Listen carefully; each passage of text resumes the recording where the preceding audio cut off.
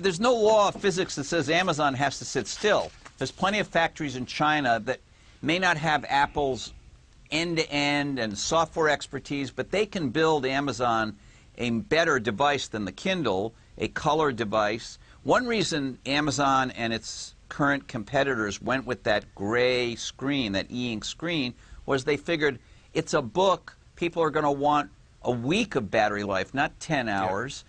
Jobs is gambling that if you can go all day and just have to charge it at night, like you do with a lot of other devices that you have, that's going to be okay with people. Amazon didn't take that point of view when they started, but they can build, they can come out with an LCD screen that looks like this and all of that. And if you look at the Kindle app on the iPhone, a lot of people don't know, but there's a Kindle app on the iPhone. It's free.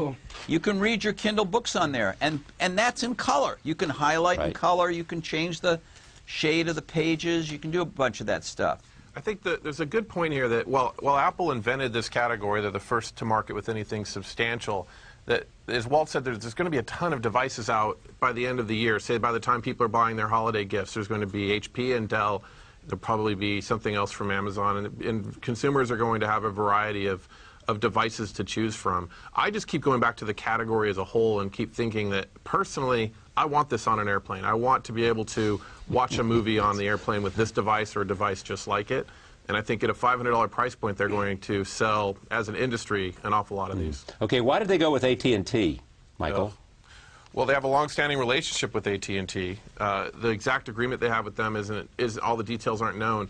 But I'm a little bit disappointed. I mean, I would have loved to have seen them issue an unlocked device like Google has done with the Nexus 1, and you could take this to AT&T or T-Mobile in the U.S. And use it with either carrier that you want. Don't you think the fact that there was no contract attached to it was an indication that people know you prepay by hitting a button on the iPad, and the fact that you don't need a contract, you can just buy it by the month, is an indication they know that people aren't ecstatic about the service and developing a long-term relationship with AT&T? Oh, Apple is totally aware that people are not happy about AT&T. And just to pick up on Mike's point, nobody knows what the contract. You see all kinds of stories that say the AT&T exclusive relationship with Apple will end in June, or it'll end in November, or it'll end in April. And no one, to my knowledge, has ever published the actual details of this agreement between these two companies.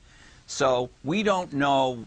It could be that they went with AT&T because they have to go with AT&T contractually at this moment, and that 9 months from now, if we do another one of these shows, they could be on Verizon, or if they come to terms with them, or they could do a thing like Michael suggests where you can choose between at least T-Mobile or AT&T. What do you think the chances are they'll drop the price again?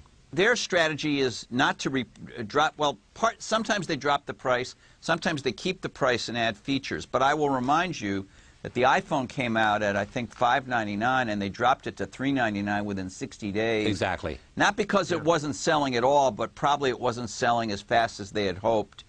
And then it began to take off, and of course it took off much, much more when it went to $199. So, Charlie, I think there is a chance they'll cut the price, because I agree with Mike that they're probably making a profit on this that's pretty good. And I think it just depends on whether their internal projections of sales match the real sales. If they think they need to goose it, they'll probably drop the price.